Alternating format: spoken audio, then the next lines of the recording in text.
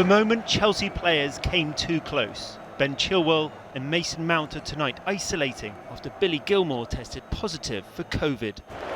Man of the match against England, the young Chelsea playmaker is now alone in quarantine.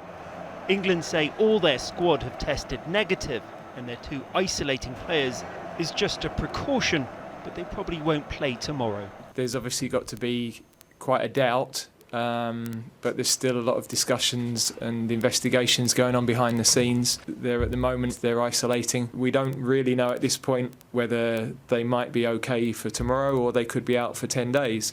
We're abiding by all of the regulations, and at the moment, that's why the two boys are having to isolate until we have more information and confirmation of where we stand.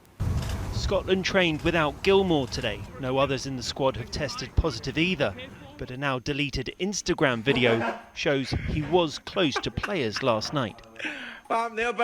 A specialist in viral infections told us it's too soon to know if the virus has been passed on to others. It's not the first time it's happened in a sports team, and what we find is that sometimes you get small outbreaks, sometimes you get no spread at all, and other times you get a significant outbreak. So at this point it's too early to say.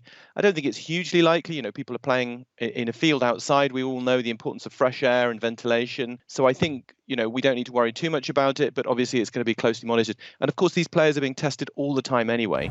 England play their final group match at Wembley tomorrow. The hope is their main opponent are the Czechs and not COVID.